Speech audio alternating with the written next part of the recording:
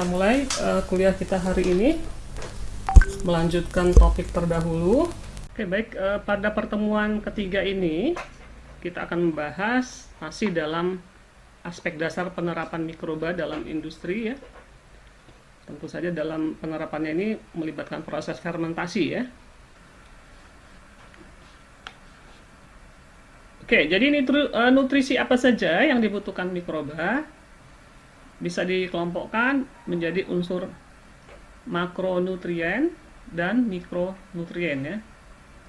Bahasa Indonesianya yang unsur mikro ini ada yang menyebutnya unsur sekelumit, unsur kelumit ya, itu yang dimaksud adalah unsur mikro. Kemudian mikronutrien bisa juga di situ di textbook misalnya disebutkan trace element, itu maksudnya adalah unsur mikro. Nah, kenapa disebut makro dan mikro?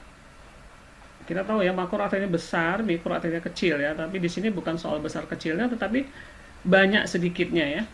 Nah, yang mikro itu kenapa disebut mikro? Karena dibutuhkan sedikit ya. Jadi kita lihat di sini di tabel 10 pangkat min 2 ya. Berarti kan 0,01. Ya, yang bawah juga paling tinggi 0,0001 ya. Molar. Nah, ini penting diperhatikan. Kalau terlalu banyak, karena dia butuhnya sedikit ya, kalau terlalu banyak apa yang terjadi bisa menghasilkan keracunan ya. Jadi tidak boleh terlalu banyak. Jadi ini sebenarnya sama dengan sel tubuh kita juga ya. Untuk yang kecil dibutuhkannya tidak bisa banyak-banyak ya. Jadi unsur mikro yang terlalu banyak itu yang menyebabkan salah satunya misalnya ada gangguan penyakit ya, misalnya ada autis dan sebagainya. Jadi tetap harus sesuai ya. Nah, yang dibutuhkan banyak itu adalah yang makronutrien ya.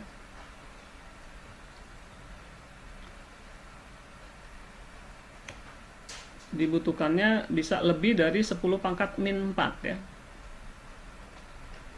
Terutama adalah karbon ya, karena karbon itu lebih dari 50% sebagai penyusun sel ya, jadi butuh banyak.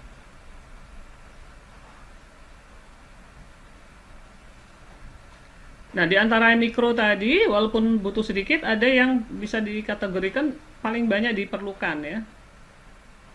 Artinya hampir semua membutuhkan ini. Nah, kalau yang ini spesifik beberapa mikroba tertentu saja yang membutuhkan ini ya. Nah, apa yang paling sering atau paling banyak adalah zat besi, zinc, dan mangan ya. Ini N-nya huruf kecil harusnya ya. Nah, jika nutrisi tidak terpenuhi, apa efeknya?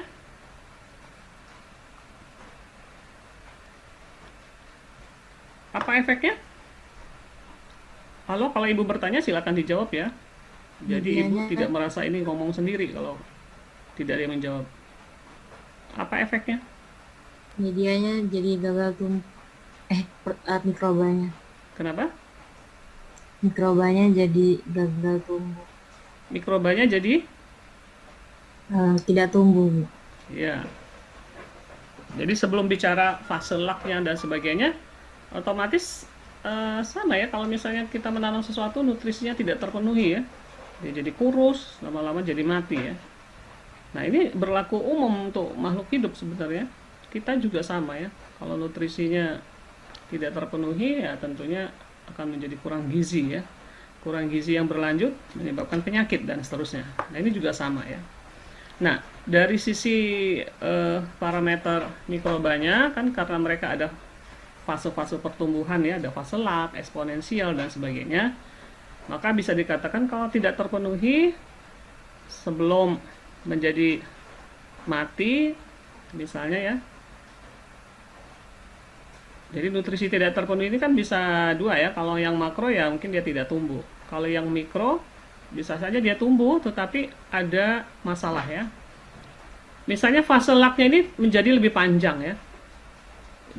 Bisa dibayangkan kalau kita memproduksi yogurt misalnya, yogurt itu kan satu hari jadi ya, 20-24 jam itu sudah jadi produknya ya. Atau misalnya membuat tempe berapa hari, ada yang tahu?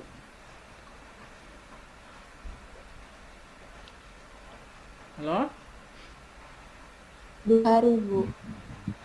Eh, lebih kurang 3 sampai 5 hari ya sebenarnya tempe ya, tergantung cuaca ya. Kalau cuacanya tidak panas mungkin 5 hari ya. Cuacanya bagus itu hari ketiga itu baru jadi ya. Nah, kalau kalau itu berarti kalau cuaca tadi berkaitan dengan suhu ya, karena kalau suhu panas suhunya ya kalau cuaca panas suhunya kan meningkat ya. Nah, itu kaitannya dengan lingkungan tadi ya. Kalau kaitannya dengan tidak terpenuhi tadi, fase laknya menjadi lebih panjang. Jadi misalnya harusnya 5 hari atau 3 hari itu sudah jadi. Kenapa sudah jadi? Karena sudah ada pertumbuhan di sini, kemudian menghasilkan produk ya. Tapi karena ini menjadi panjang, bisa jadi 5 hari belum terjadi perubahan apa-apa ya, karena belum terjadi fase pertumbuhan eksponensial ya. Jadi masih menyesuaikan. Nah, kenapa masih menyesuaikan? Yaitu tadi ada gizinya yang belum terpenuhi ya. Jadi dia masih beradaptasi untuk mempertahankan hidupnya ya. Nah, itu kan jadi masalah ya. Harusnya misalnya yogurt tadi 20 jam sudah jadi, ini sudah 2 hari kok nggak jadi yogurtnya ya. Nah, nanti kalau dari sisi ekonomis menjadi panjang ya. Kalau harusnya 2 hari sudah mengirim ke supplier, ini gagal ya.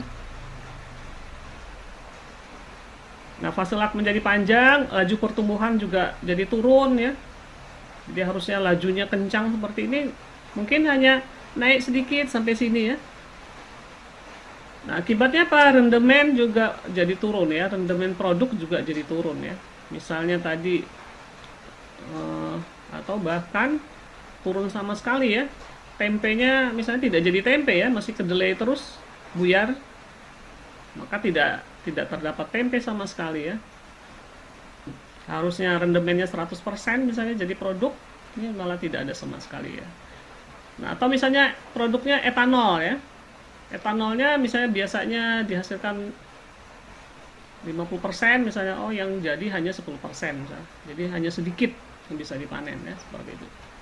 Kayak itulah sebabnya kenapa nutrisi ini harus dipenuhi ya. Nah, sumber karbon, sumber nitrogen sudah ada di bahan bacaan tadi ya. Silakan disimak lagi. Jadi sama ya sumber karbon. Sumber karbon utama tentunya adalah karbohidrat ya. Nah, di biokimia sudah dipelajari ya sumber karbohidrat itu apa saja. Mulai dari karbohidrat kompleks sampai dengan karbohidrat yang sederhana ya. Selain karbohidrat, bisa mungkin sumber lemak ya. Lemak juga kan ada C-nya masalahnya. Oke. Nah, sumber nitrogen juga sudah dibahas di bahan bacaan sebelumnya ya.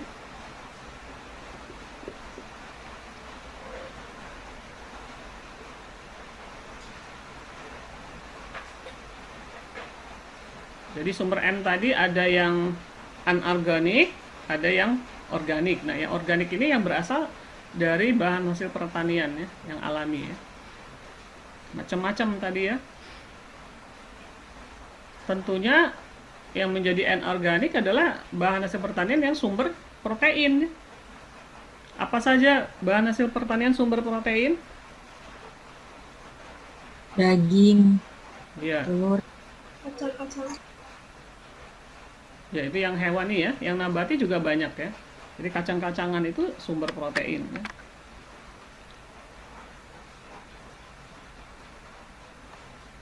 Nah, selain sumber karbon, sumber nitrogen, maka yang dibutuhkan lagi adalah sumber mineral ya. Kenapa mineral ini dibutuhkan?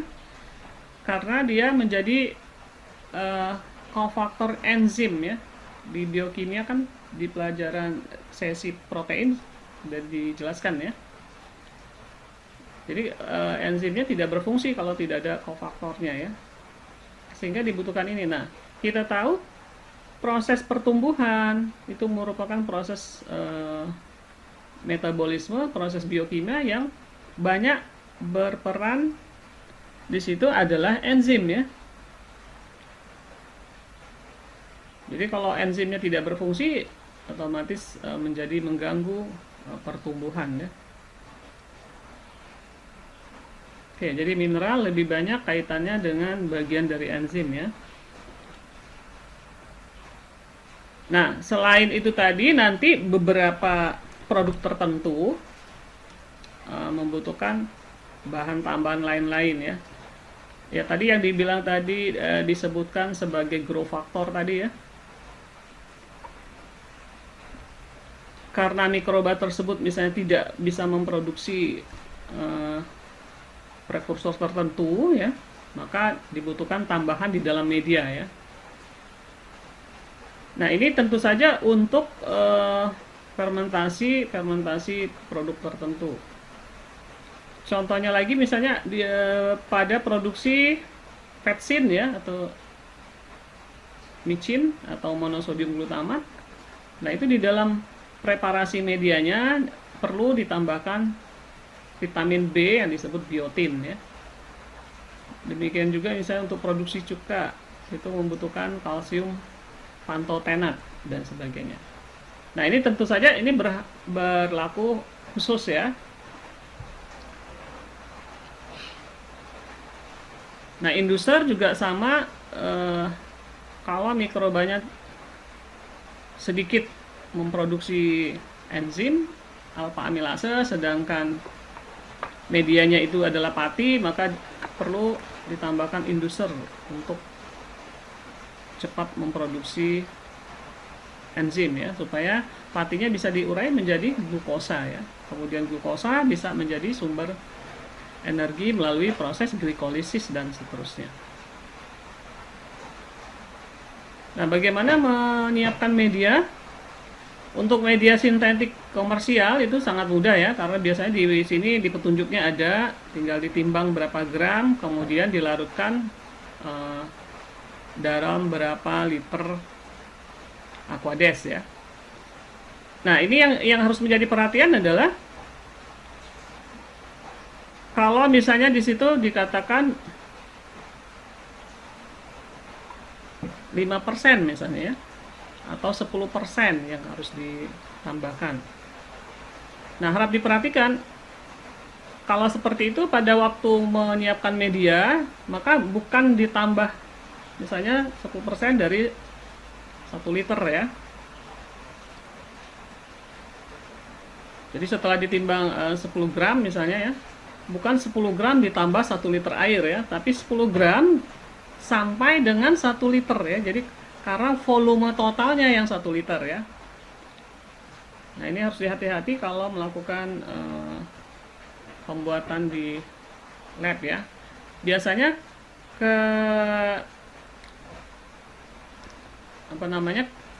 kesalahan di mahasiswa seperti itu ya.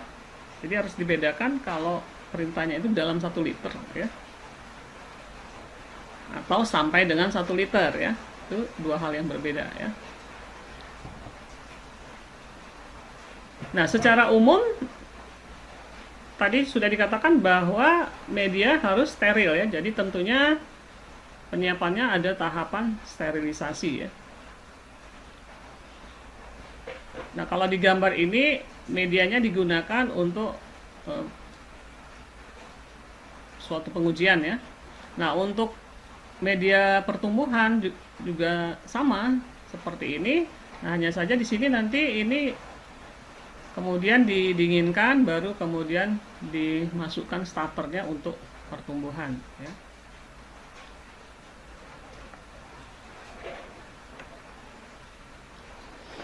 Nah, media sintetik seperti PCA misalnya, ada potato di situ ya, ada kentang. Selain bisa membeli langsung tersedia yang dari komersial, bisa juga dibuat sendiri ya. Jadi tinggal dihitung nanti mungkin untuk praktikum di mikrobiologi terapan ya, membuat media PDA sendiri ya. Jadi tinggal disiapkan kentangnya, kemudian sumber karbonnya, glukosa dan lain-lainnya seperti biasa ditimbang, kemudian dilarutkan dan disterilisasi. Jadi kalau kalian penelitian di laboratorium butuh PCA, kemudian ternyata PCA-nya habis misalnya ya, Jangan panik ya, bisa dibuat sendiri ya.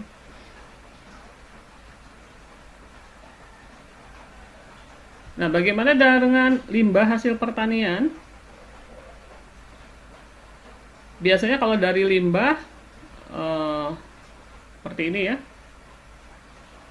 Kalau yang mau dipanen adalah bukan produk kulit ini dari kulit singkong ya. Bukan kulit singkong yang mau dipanennya lagi ya. Jadi masih ingat ya, fermentasi produknya itu ada 4 macam ya. Apakah yang mau dia panen itu metabolitnya, atau enzimnya, atau biomasa sel mikrobanya, ataukah biomasa substratnya ya. Kalau yang ingin diambil biomasa substratnya, maka ini tidak perlu terjadi tidak perlu diekstraksi, dikecilkan dan seterusnya ya, karena ini nanti yang mau diambil lagi ya. Tapi kalau yang mau diambil adalah metabolitnya seperti bioetanol, maka ini harus dikecilkan ukurannya ya, diekstraksi dulu, diperkecil. Kemudian karena ini tidak siap langsung diubah karena banyak karbohidrat kompleks yang non pati ya, jadi banyak selulosanya, maka ada yang namanya perlakuan tambahan ya, supaya apa? Supaya ini nanti bisa dengan mudah dipecah menjadi glukosa ya. Karena kita tahu etanol itu akan bisa dilakukan, akan terjadi dengan fermentasi kamir kalau medianya itu sudah mengandung glukosa ya. Jadi kalau medianya masih seperti ini, maka glukosanya masih terikat di dalam selulosa ya. Jadi itu perlu dipecah dulu, bisa dengan katalis kimia ya, ataupun dengan enzim ya, seperti tadi ada induser enzim, sehingga nanti di dalam pecahan dari limbah ini sudah mengandung glukosa ya, baru bisa dihasilkan bioetanol ya. Ini kalau dari limbah ya.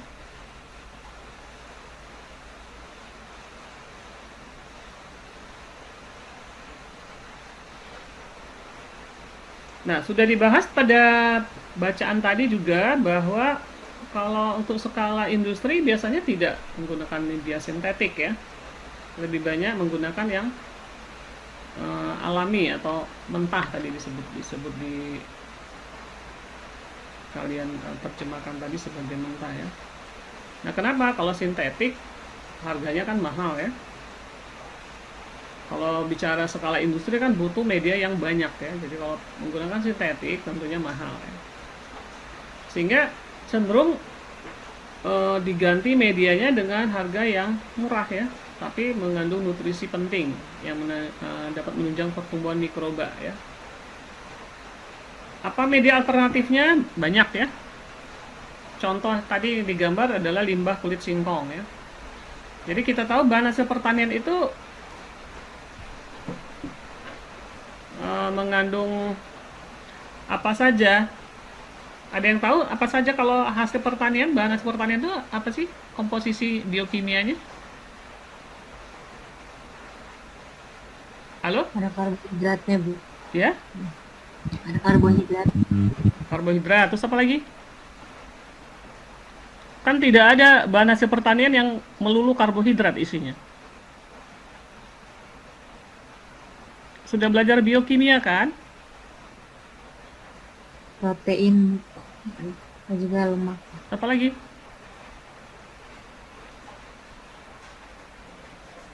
Nah, jadi ingat ya pesan Ibu ya. Biokimia itu adalah basic mata kuliah yang digunakan seterusnya di mata kuliah yang lain ya. Jadi kalau lupa ya dibaca-baca lagi ya dan dipahami ya. Jadi seperti kulit singkong dan singkong ini ya. Kita biasanya menyebutkan misalnya sesuatu adalah sumber pati ya. Itu karena dominannya pati ya. Tapi bukan berarti ini nanti isinya singkong ini pati semua, enggak. Pasti ada, pati kan masuk karbohidrat ya. Pasti ada lemaknya walaupun sedikit ya. Pasti ada mineralnya ya. Jadi rata-rata limbah hasil pertanian itu komplit ya, lengkap. Sebagai sumber nutrisi tadi ya.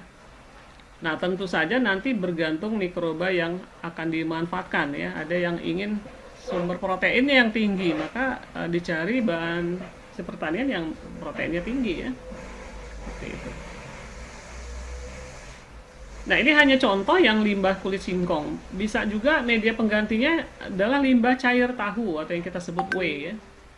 Ini pabrik tahu. Jadi bayangkan limbahnya kan sebanyak ini ya. Sehingga kalau untuk industri fermentasi ya menjadi cost-nya menjadi rendah karena bisa memanfaatkan limbah ini ya. Bayangkan kalau mau menggunakan media sintetik tadi ya. Mahal sekali ya.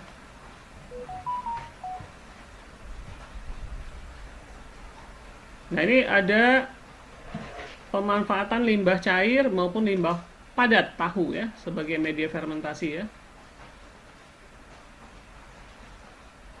Dan ini nanti produknya itu digunakan sebagai pakan ikan ya. Yang dilakukan oleh Esther Sinaga ini.